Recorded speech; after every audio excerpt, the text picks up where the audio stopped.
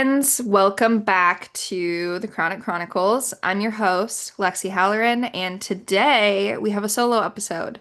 And it's one that I've been really excited to record for a while. We're talking all about disabilities. It's Disability Pride Month, and we're going to talk a lot about invisible disabilities because that is what I experience. And I think it is equally important to talk about invisible disabilities during Disability Pride Month as it is to talk about any other disability, and they're all equally valid. Before we get into the meat of today's episode, I did want to do just like a little check-in. I feel like it's been a minute since we've done a check-in. Yeah, I mean, I've been working on the 75 strong challenge, which I told you guys about. I'm trying to grab them. Okay. I told you guys about the 75 strong challenge, our last solo episode, and I mean, it hasn't been going very well, guys. It hasn't been going very well. I love challenges. I struggle with them. I do. I do struggle with them. But I am going to be honest here. I don't think it's 100% my fault. As you can see, by the lack of checked boxes. Hasn't been going well, y'all. Hasn't been going well. But if we go through this, these circled days, my boyfriend's mom was here. So, like, I was doing really well the first, like, 2, 3 days. And then his mom was here for, like, 3 days. And then I kind of, like, fell off. And then I was in Michigan for these couple of days, as you can see if you're watching on YouTube. I was in Michigan for like 4 days, and then on my last day in Michigan, I got really sick. Yep. So then there's also like circled of literally, what is this? 1, 2, 3, 4, 5, 6, 7, 8 days of just pure sickness. And when I tell you I was sick, I mean I was legitimately sick, guys. I had a fever for 8 straight days, actually longer than that. Today is day, I think, 11 of my sickness, and technically I think I'm still sick. I've had a low, I had a fever for the first 8 days, like over 100, but not 101. I was like chilling at like 100.2, whatever, for like 8 days. And then the past 4 days, I've been under 100, but above 99. And I know, technically speaking, it's not a fever if it's 99, but like it's still low grade. Like there's still something going on. So my body has like really been fighting an infection for like the last like 12 days. So I'm giving myself grace on that, even though looking at this habit tracker makes me really upset because I was really excited. But we have our 3 habit tracker sheets, and I did onto the, wait, where is it? Yeah. Onto the end of this, I did add in literally 12 days. So, or no, sorry, I added in 10 days because I've still been doing for the last 4 days, I've been doing the habits. So, anyways, it's now an 85-day challenge, not a 75-day challenge, because, like I said, the last time we spoke, anytime I have a completely fail day where I didn't get majority of the boxes, I'm adding a day to the end of the challenge. I'm not restarting the challenge, we're just adding a day. So, we'll see how this goes. It's getting gradually longer. My bad. The past 2 days, it's been a little bit better. We're like really closing in the gaps here, so I'm excited about that. I think the hardest one so far, we're on day, what's today? Thursday. Technically, we're on day 24, but like I said, we had like literally 12 days in there where it's just null and void. But we're on day 24, and the hardest habit by far has been getting 80 to 100 ounces of water every day. And I feel like that's the one, or that's one of the ones that should be one of the easiest because, like, it's just drinking water. Like, come on, it's just drinking water. But that is so incredibly difficult for me. I have my 40-ounce water right now. This has an element packet in it because I don't really like plain water. Yummy. I took a sip. I'm drinking the watermelon kind. But yeah, that's been the biggest thing. I'm really trying to hit that goal. I'm wondering if maybe So every page, I have 3 pages of the habit tracker, and every page has 31 days on it. I'm on day 24. I'm wondering if when I go to the next page, if I want to drop it down to like 60 ounces of water, or maybe drop it down to 40 ounces. So it's just one bottle of water, because then the goal is a little bit more attainable. But then the other part of me is like, no, the whole point of goals or habits or whatever is to try to like strive for something harder. So I don't know. Maybe I'll just keep the goal at 80 to 100, and maybe I'll hit it by the end of the 75, or sorry, 85 days at this point. Um, yeah, let me know what you think. Should I keep the goal at 80 to 100 ounces of water, or should I bump it down to 40 and then bump it up to 60 once I hit the 40? What do you think? Let me know. Other than that, that's really been the hardest one. The easiest goal for me to hit has actually been walking 7 to 10,000 steps a day, which is surprising. I thought that might have been one of the harder ones because I really have to like get myself to go do that. But if I like bust out a good 2 mile walk in the morning, I'm able to hit the 10,000 steps. Overall, I'm still really enjoying this challenge, but we've had to modify, don't quit. Had to modify. And that's our saying up here in the corner. Modify, don't quit. So that's what life with chronic illness is, a whole bunch of modifications.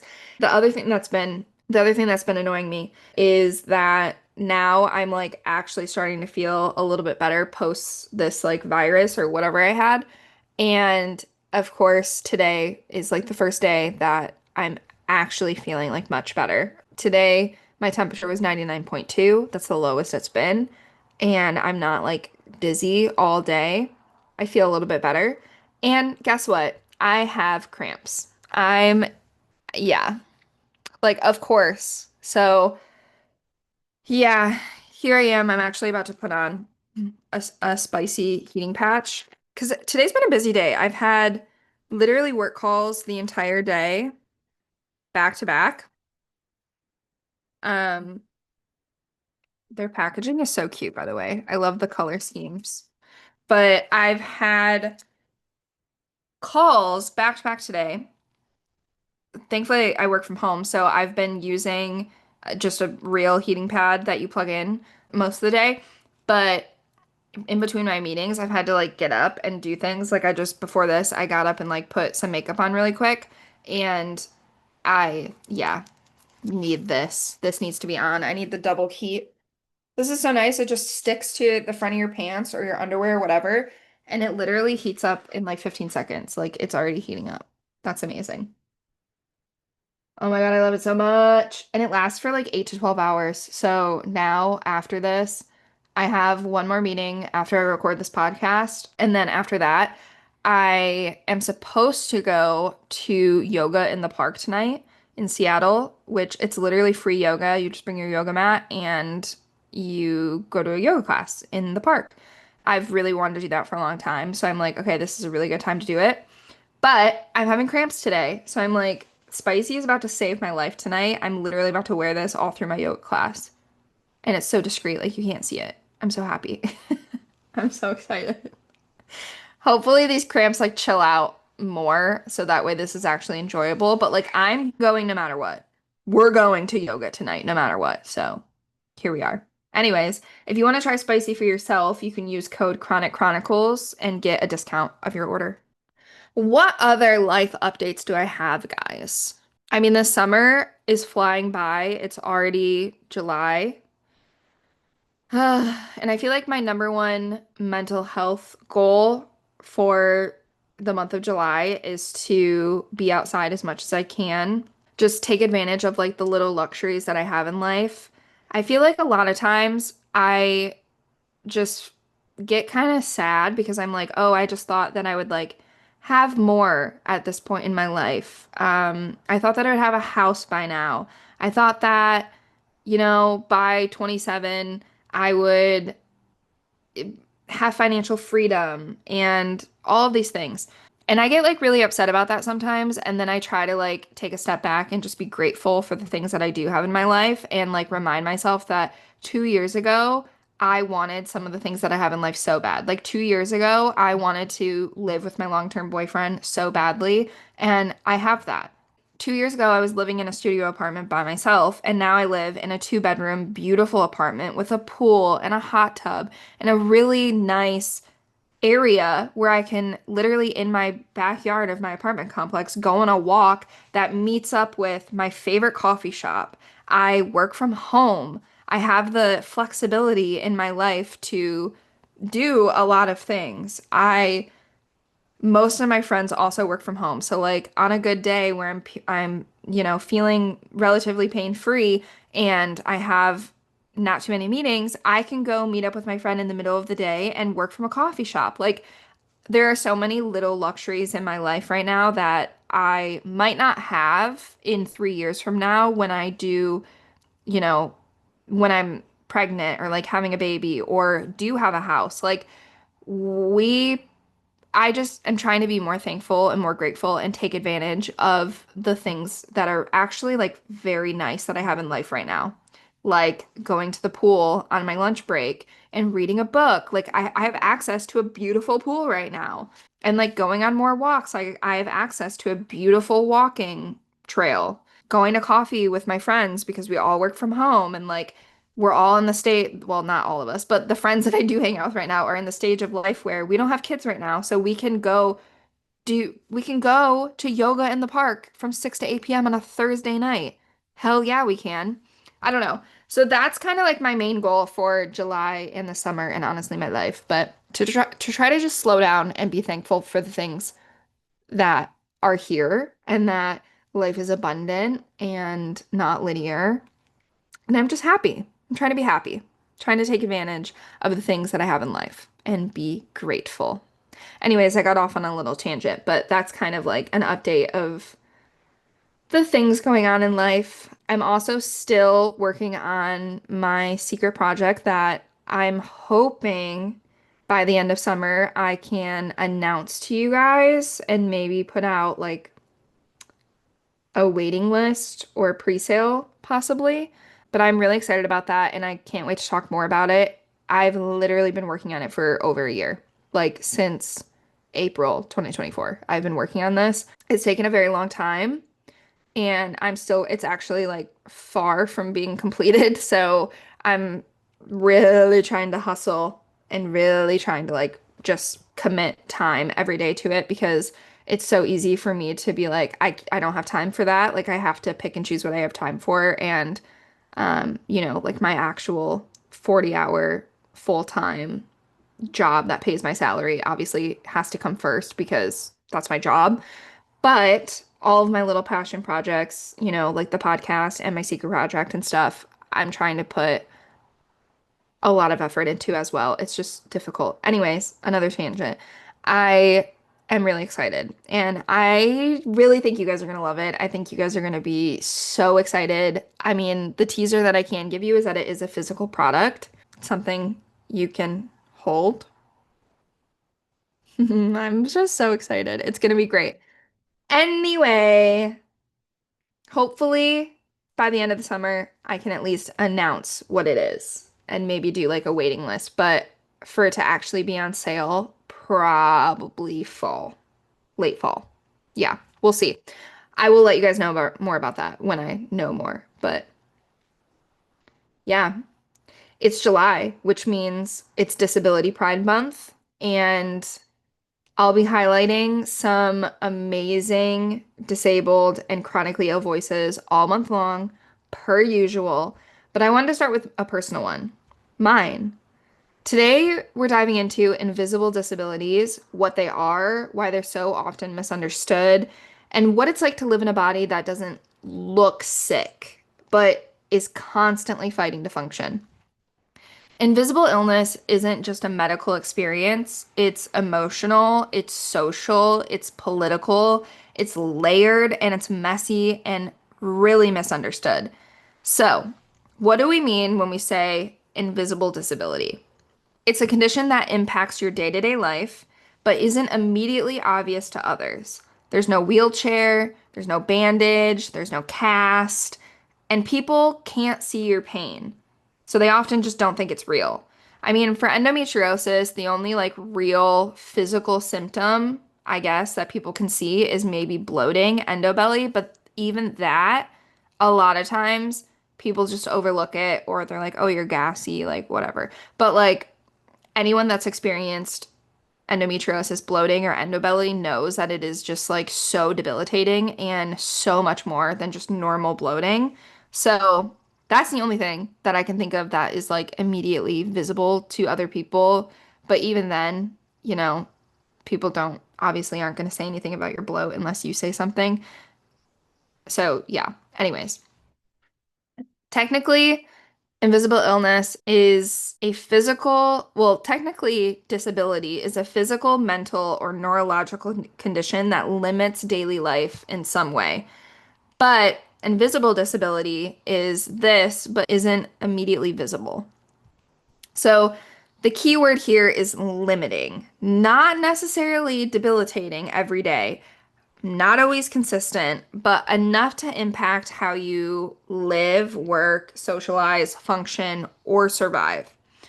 Some examples of invisible disabilities are endometriosis, PCOS, autoimmune diseases, mental health conditions like depression or anxiety, ADHD, autism, lupus, chronic fatigue, fibromyalgia, POTS, Lyme disease, EDS, even things like migraines or IBS. According to the CDC, 1 in 4 Americans live with a disability. That's over 70 million people in the United States.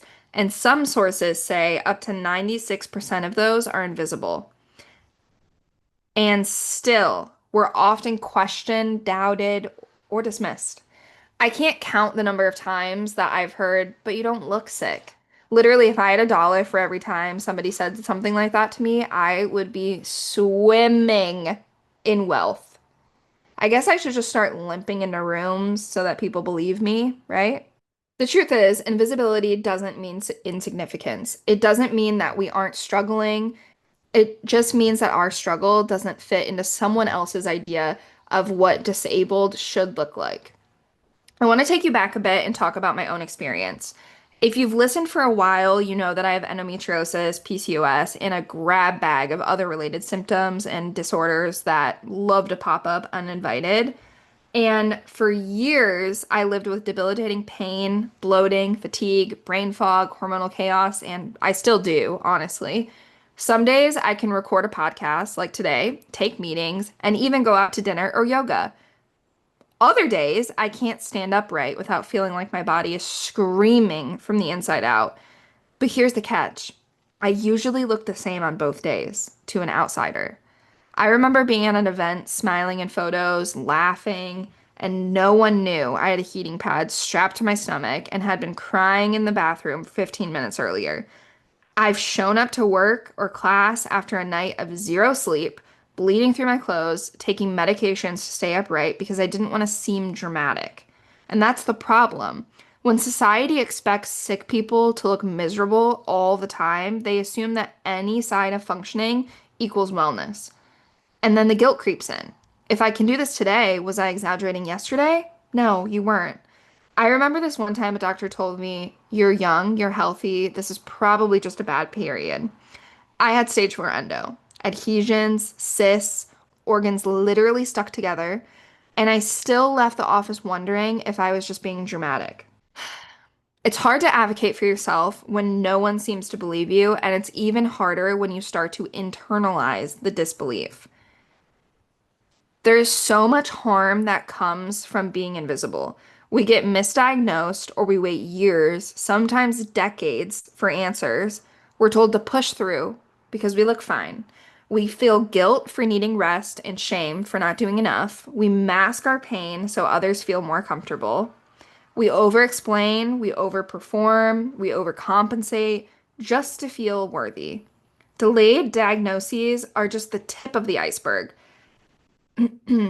It takes 8 to 12 years on average to diagnose endometriosis, and people are often told that they're fine, their labs look normal, or worse, they just don't look sick. And this isn't just the case with endometriosis. This is the case with a lot of invisible disabilities or a lot of chronic illnesses. But all of this is incredibly harmful.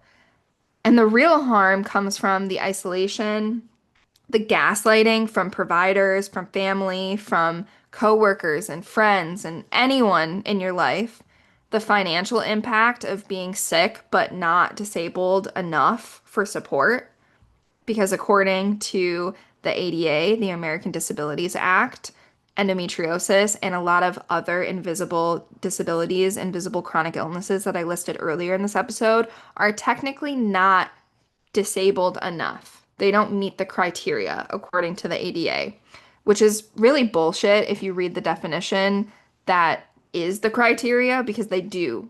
They do. But because they're not under the ADA, endometriosis is not under the ADA, you can't apply for FMLA. So you cannot get financial support in the way that other visible disabilities can. There's a shame spiral of needing rest but feeling lazy 24/7, and the mental gymnastics of deciding if you're quote unquote allowed to cancel plans today.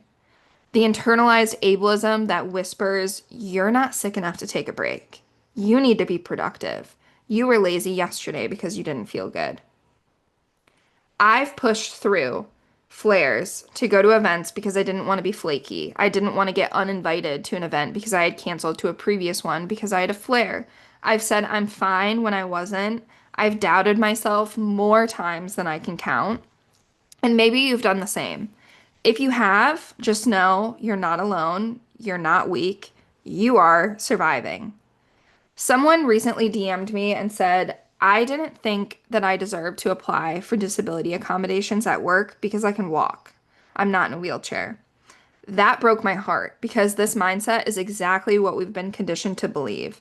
Your suffering doesn't have to be visible to be valid, and you don't need a permission slip to take care of yourself. You are allowed to ask for accommodations for your chronic illness or your invisible disability, and you are just as worthy as anyone else with a disability. And everyone with a disability is worthy enough to ask for accommodations for you. So, what does it mean to take pride in a body that hurts? For me, it's about reclaiming the narrative. It's saying, yes, my illness is real. Yes, I deserve accommodations. Yes, I belong in this space, even if you can't see what I'm carrying, even if you can't see my pain. It's also understanding that disability looks different on everyone, and there's no right way to be sick. There's no checklist you have to meet. And some days I do feel disabled, and some days I don't. But I've stopped needing to prove that I'm sick enough to matter. Disability pride doesn't mean that I love my pain or that I enjoy being in pain. It means that I'm proud of surviving in a world that often ignores it.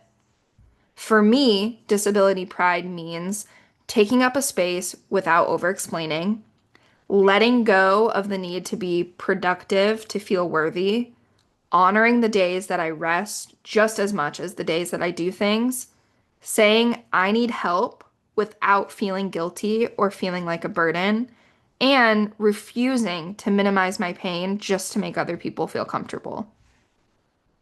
I used to feel like a fraud in disabled spaces. I felt like I wasn't sick enough, but the more I listened to others, the more I saw myself in them. The more I realized disability isn't about how much you suffer, it's about how your body interacts with a world that wasn't built for it. And this world isn't built for us. We build spaces within it, and we make those spaces softer, safer, ours, for everybody with a chronic illness, for everybody that's disabled, whether it's visible or invisible. If you've ever felt invisible, here's what I want you to know. You are valid, even if no one else gets it. You're allowed to rest. You do not need to perform wellness to be believed. And you deserve support, accommodations, and the space to exist just as you are. And if you're listening as someone who doesn't live with chronic illness or disability, thank you so much for being here. Please believe the people around you. Don't wait until you can see their pain to offer support. And we need more spaces where invisibility does not equal invalidation. As we move more into Disability Pride Month, I hope you feel a little more seen, a little more grounded in your experience. And if this episode has resonated with you, please share it, tag me, send it to someone who has been told you don't look that sick. And if you want to share your story, my DMs are always open. I'd love to feature more community stories in future episodes. You are not alone, and you are not imagining it. Your pain is real, your story matters, and you don't need to look a certain way to be believed. I love you so much, and I will talk to you next week.